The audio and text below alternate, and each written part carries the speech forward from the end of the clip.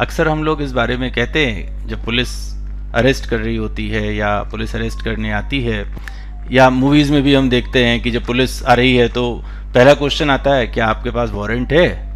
तो आज हम लोग इस बारे में डिस्कस करेंगे कि क्या पुलिस बिना वारंट के अरेस्ट कर सकती है। तो कुछ कंडीशंस हैं जिनके अंदर पुलिस बिना वारंट के अरेस्ट कर सकती है, एंड ये क्रिमिनल प्रोसीजर कोड के अंदर डिफाइंड है। तो सेक्शन 41 जो क्रिमिनल प्रोसीजर कोड का है वो कहता है कि पुलिस कब कब अरेस्ट कर सकती है बिना वारंट के, कि जब कोई कॉग्निजेबल ऑफेंस पुलिस ऑफिसर की प्रेजेंस में हो।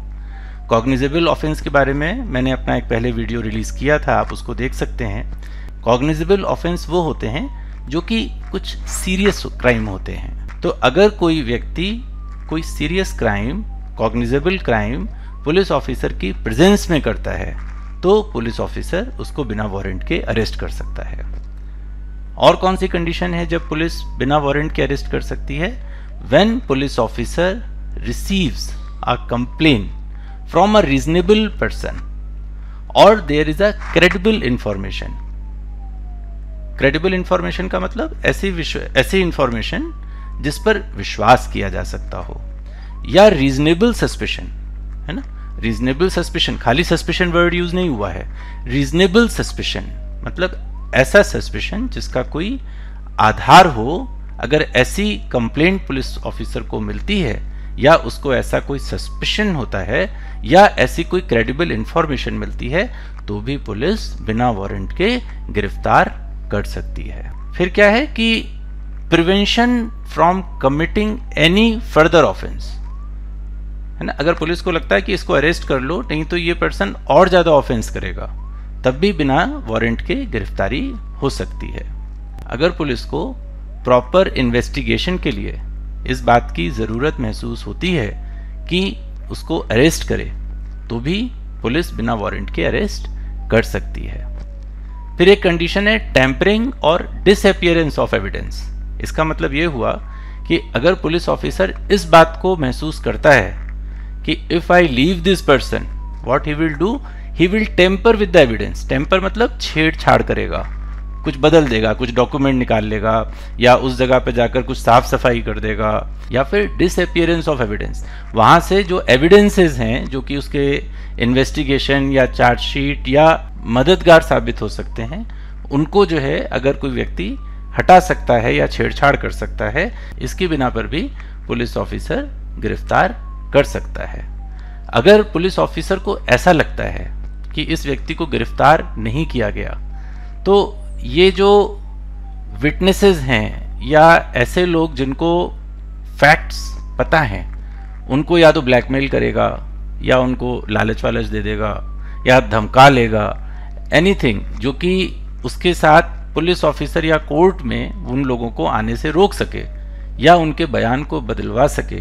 अगर पुलिस ऑफिसर को इस बात का भी शक होता है या उसको लगता है कि ऐसा कर सकता है, तो भी पुलिस ऑफिसर बिना वारंट के गिरफ्तार कर सकता है। यहां तक कि अगर पुलिस ऑफिसर को ऐसा लगता है कि इस व्यक्ति को अगर गिरफ्तार नहीं करा गया तो समय आने पर यह व्यक्ति कोर्ट के अंदर अपनी प्रेजेंस नहीं देगा, तो इस बिना पर भी गिरफ्तारी हो सकती है। और सेक्शन 41 क्या कहता है कि अगर उस पर्सन के पास कोई ऐसा सामान मिलता है जो कि चोरी की प्रॉपर्टी है, तो भी गिरफ्तार करने के लिए वारंट की जरूरत नहीं है।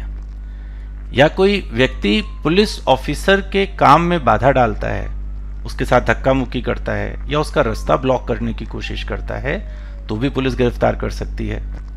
डिजर्टर ऑफ आर्म्ड फोर्स को गिरफ्तार कर सकते हैं। डिजर्टर ऑफ आर्म्ड फोर्स का मतलब क्या हुआ?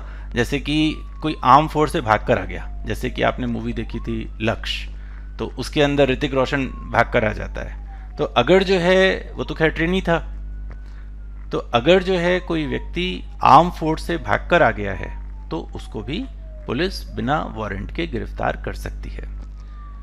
यदि कोई व्यक्ति ऐसा क्राइम करता है जो कि उसने इंडिया में नहीं किया, उसने बाहर किया, विदेश में किया और वापस इंडिया आ गया, लेकिन वो क्राइम विदेश में भी क्राइम था और वो क्राइम इंडिया में भी क्राइम है, तो उस व्यक्ति को बिना वारंट के गिरफ्तार किया जा सकता है। हो सकता है कि वो एक्सट्रेडिशन ट्रीटी के अंदर कवर्ड हो, तो उसको गिरफ्तार करके अगर विदेश भेजना होगा तो भेजा जा सकता है, या फिर इंडिया में भी डिटेन किया जा सकता है। अब आते हैं सेक्शन 42 में। अब सेक्शन 42 क्रिमिनल प्रोसीजर कोड का क्या कहता है कि नॉन कॉग्निजेबल ऑफेंस, अभी जैसा मैंने पहले बताया कि कॉग्निजेबल ऑफेंस में तो वो सारी कंडीशन लग रही थी। अब नॉन कॉग्निजेबल ऑफेंस में क्या होगा? नॉन कॉग्निजेबल ऑफेंस का मतलब जो कि सीरियस क्राइम नहीं है ना, या कुछ संदिग्ध अवस्था है ना। जैसे कि मान लीजिए एक लड़का लड़की शाम को घूम रहे हैं अकेली सड़क पर और पुलिस वाला वहां पर आता है, तो कोई ऑफेंस तो है नहीं, है ना, नॉन कॉग्निजेबल सी बात हो गई है। और उसने पूछा कि भाई तुम लोग कहाँ रहते हो, और वो अड़ गए, उसने कहा हम तो नहीं बताएंगे। तो इस कंडीशन में गिरफ्तारी की जा सकती है, क्योंकि ये है तो नॉन कॉग्निजेबल ऑफेंस, लेकिन सेक्शन 42 कहता है कि नॉन कॉग्निजेबल ऑफेंस में भी अगर पुलिस वाला आपका नाम पता पूछता है तो आपको बताना है, और अगर गलत बताया या पुलिस ऑफिसर को लग रहा है कि आप उसको ब्लफ कर रहे हो तो भी वो गिरफ्तार कर सकता है, उसमें किसी भी वारंट की जरूरत नहीं है। फिर आता है सेक्शन 151। तो ये जो है प्रिवेंशन के लिए है कि अगर पुलिस ऑफिसर को रीजनेबल बिलीफ है या रीजनेबल सस्पिशन है, यहां पे वर्ड रीजनेबल पर मैं बार बार जोर दे रहा हूं, क्योंकि रीजनेबल मतलब किसी बेस पर होना चाहिए। तो रीजनेबल सस्पिशन है तो वो क्या कर सकता है कि अरेस्ट कर सकता है। और अरेस्ट किस कंडीशन पे कर सकता है कि प्रिवेंशन ऑफ कॉग्निजेबल ऑफेंस, मतलब उसको ऐसा लगता है कि ये व्यक्ति कोई ऐसा ऑफेंस कर सकता है जो कि सीरियस नेचर का है, तो भी वो उसको गिरफ्तार कर सकता है, भले अभी ऑफेंस नहीं हुआ है, लेकिन उसके प्रिवेंशन के लिए।